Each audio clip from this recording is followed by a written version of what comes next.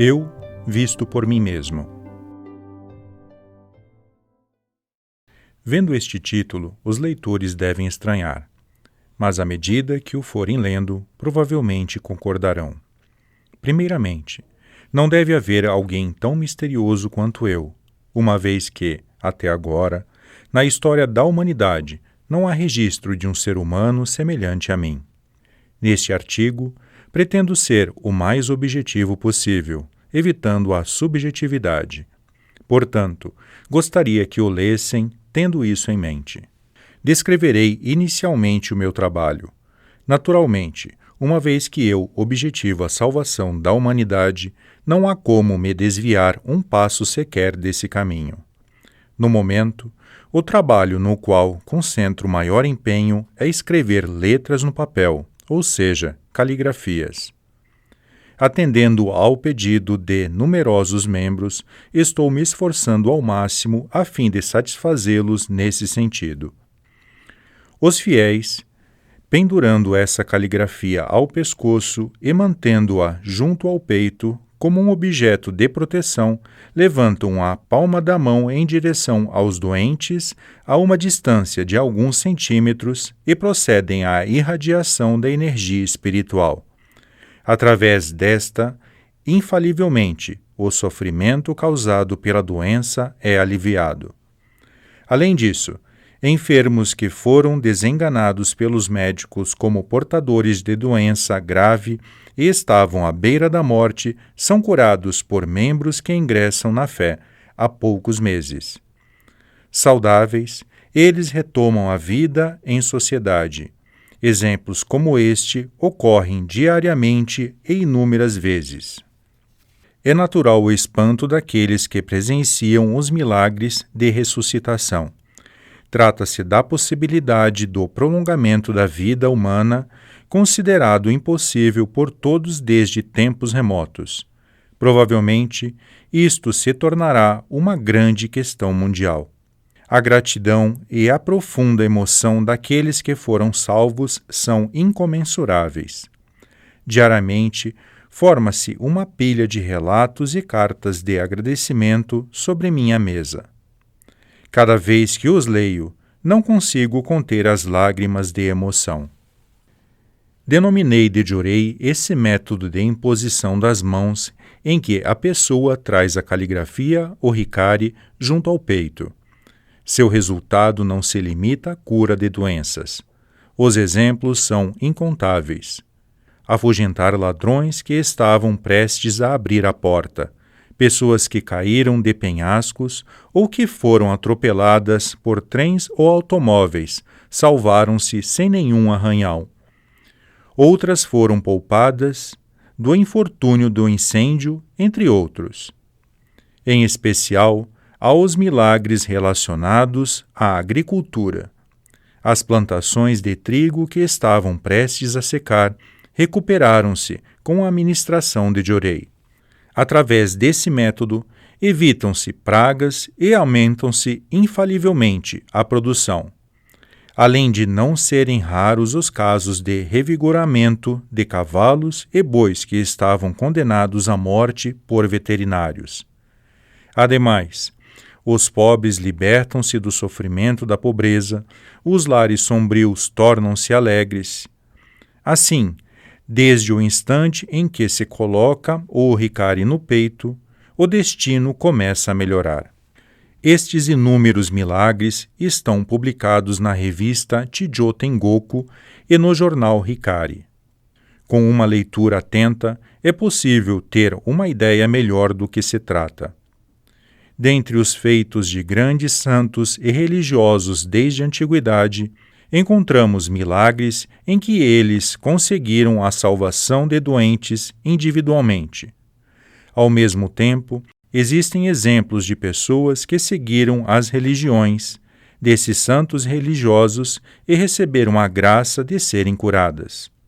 Da mesma forma, houve casos em que os representantes de Deus evidenciaram o poder da cura de doenças. Contudo, provavelmente, o excepcional poder que eu manifesto por intermédio dos ministrantes de Jurei possui uma diferença incomparável. Há ainda milagres do seguinte teor. Ouço sempre de muitas pessoas que, ao observarem as letras escritas por mim, destas irradia-se uma luz no exato formato das letras, que, dispersando-se em inúmeros feixes, movimentam-se dinamicamente no espaço. Há também quem enxergue uma pequena bola de luz no interior de meu ventre. Muitas pessoas já viram uma luz saindo da palma da minha mão. Essa bola de luz foi registrada em uma foto em que eram emitidas ondas luminosas. Em outra, ela se ampliou e ocupou totalmente o cômodo onde estava. Todo dia, encontro-me durante 1 hora com centenas de membros. De antemão, digo para trazerem qualquer dúvida ou fazerem perguntas difíceis.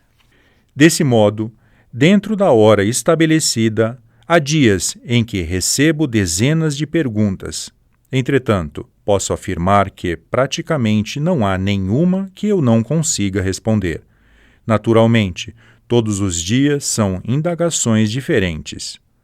Por vezes, há assuntos que não domino. Diante da questão, instantaneamente a resposta surge em minha mente e flui por meio das palavras. Dessa forma, ocorre o fenômeno curioso de eu aprender comigo mesmo. Os que não são membros dizem, frequentemente, que levo uma vida de luxo. Uma crítica compreensível diante da carência material de hoje em dia. Contudo, eu jamais almejei essa vida. Os numerosos membros que receberam graças oferecem-me todo tipo de bens materiais como manifestação de sua gratidão. Eu apenas esforço-me para corresponder ao máximo a essa sinceridade.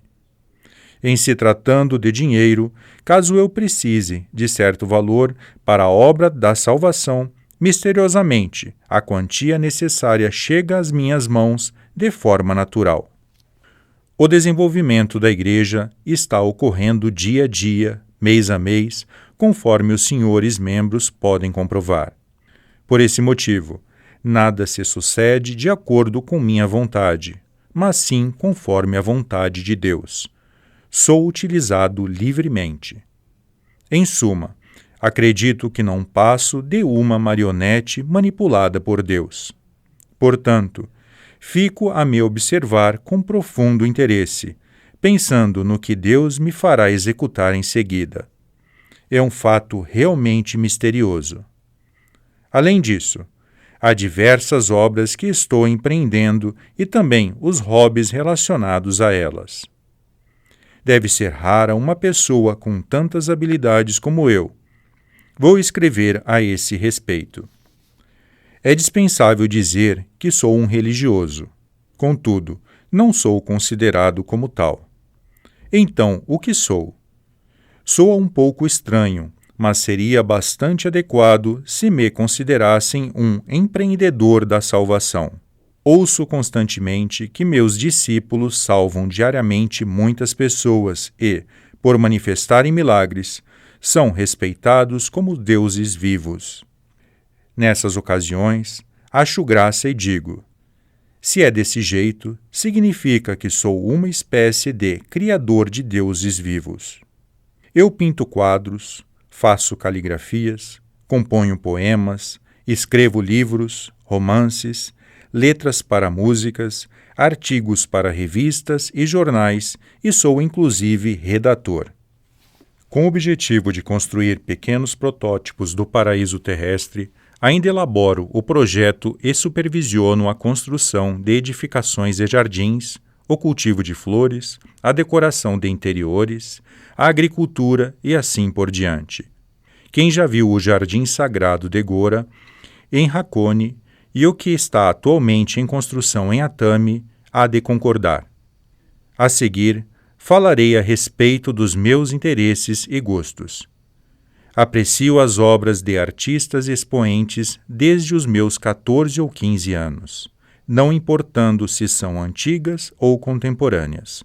Gosto tanto de música japonesa quanto da ocidental. Em casa, sou eu quem mais ouve rádio. Tenho principal interesse em política, economia, educação, filosofia, literatura, problemas sociais.